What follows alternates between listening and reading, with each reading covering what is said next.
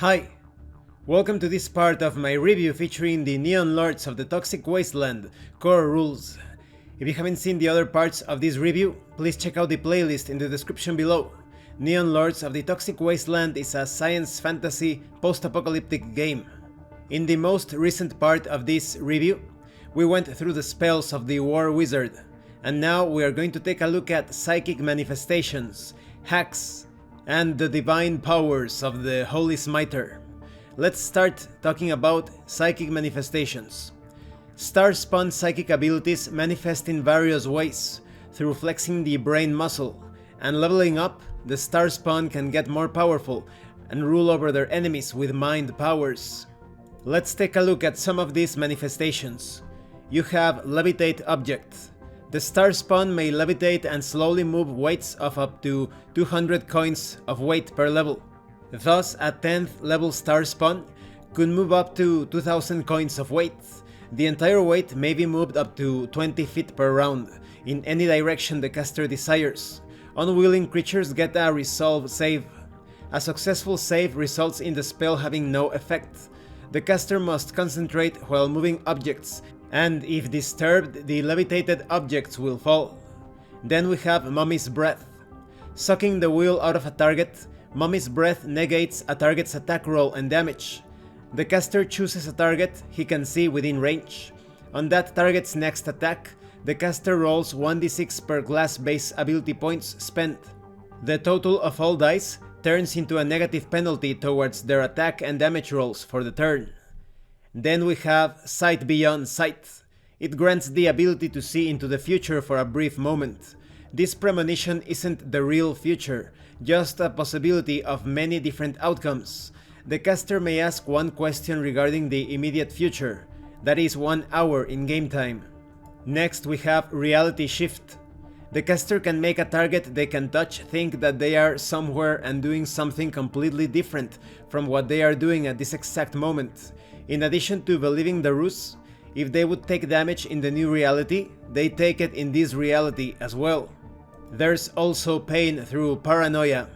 The Star-spawn can spend one of their Paranoia points and turn it into an energy missile that deals 1d10 plus Star-spawn brain mod of damage to a target they can see within range. If the target survives, they will regain the expended Paranoia point. Then we have Warp Reality. Channeling pure chaos through his own mind's eye, the Star-spawn can alter the reality to anything or anyone they touch. They can turn stone to wood, they can change the biology of creatures, or even change the actual reality of a target. Then we have information on Hacking 101. Huddled in the corner under a dim greenish glow of the deck monitor, the Skulljammer feverishly navigates through their interface, getting just the right sick hack they need. As the mutant draws near, the hack is sent over the computer waves, triggering the neural implant in the back of the mutant's neck, causing it to short out. Boom! The implant explodes, spraying arterial blood everywhere. So what the heck are computer waves? Invisible waves that are found all over Neoterrax, that have the ability to send information from a Skulljammer's deck to other technology. Where they come from and how they work is a mystery, but Skulljammers possess the ability to surf these waves and exploit them using their hacks.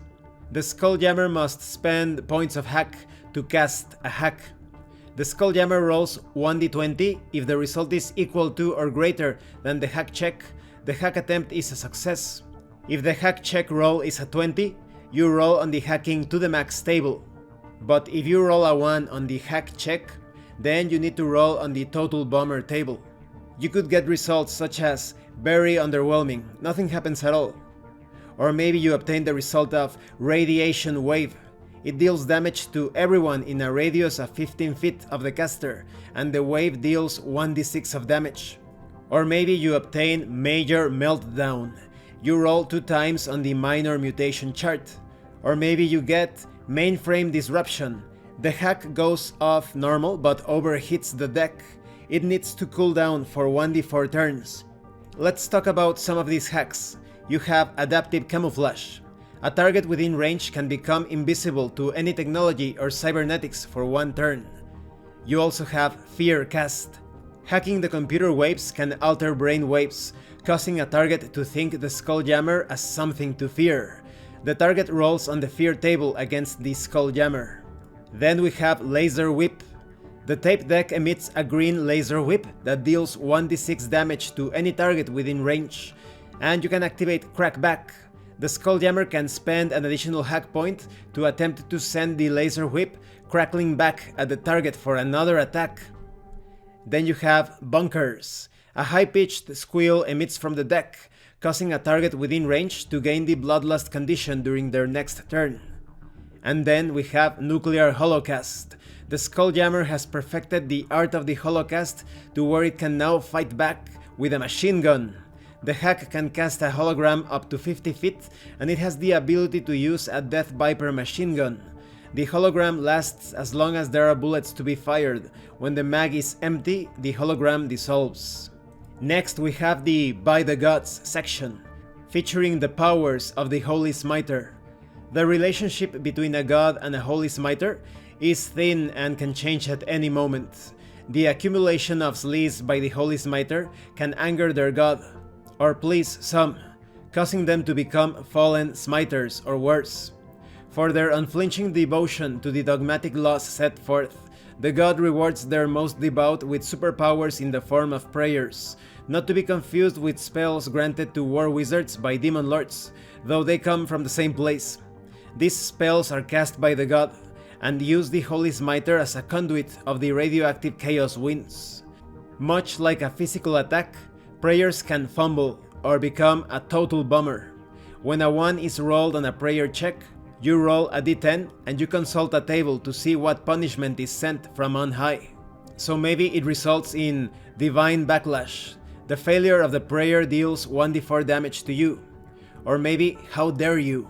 Failure means punishment, dealing 1d6 damage to you. Or maybe you obtain Loss of Devotion.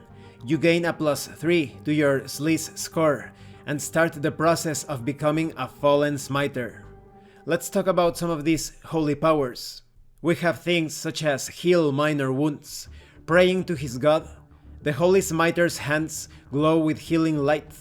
Touching a creature while their hands are aglow heals for 1d4 plus Holy Smiter level. The Holy Smiter must have at least one hand free and be within 5 feet of the target.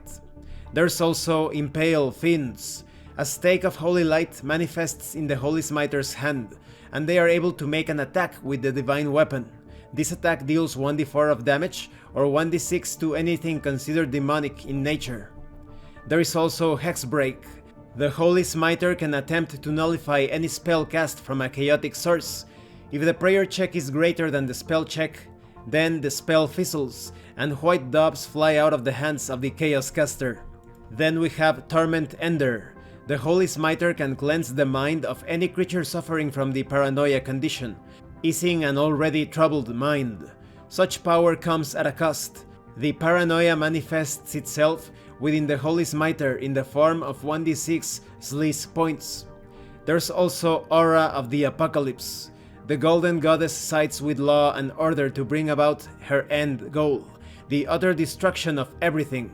Mutual destruction of chaos and Xenos is the justification the Holy Smiter needs to accept the aura from a chaotic entity.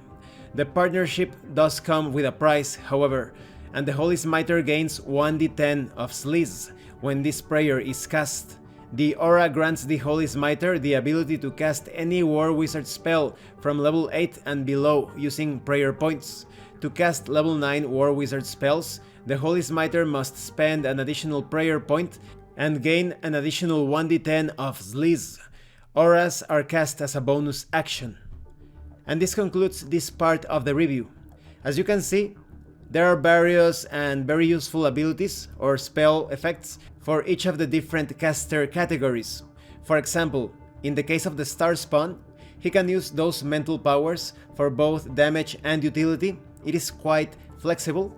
But in the case of the Holy Smiter, you're going to be more focused on protecting, healing, cleansing, but you also have some destructive potential, but at a cost. And in the case of the hacks, I think they are perfect for more unusual effects, casting debuffs or sort of hex effects on the enemies. And there are also some crowd control type of hacks as well. Thank you for watching this part of the review. If you have any comments or questions, please let me know. In the next part we are going to talk about adventuring rules. And thank you so much to those of you that have been supporting the channel by sending drive-thru RPG gift certificates. If anyone else wants to further support the channel, the information on how to do that will be in the description below.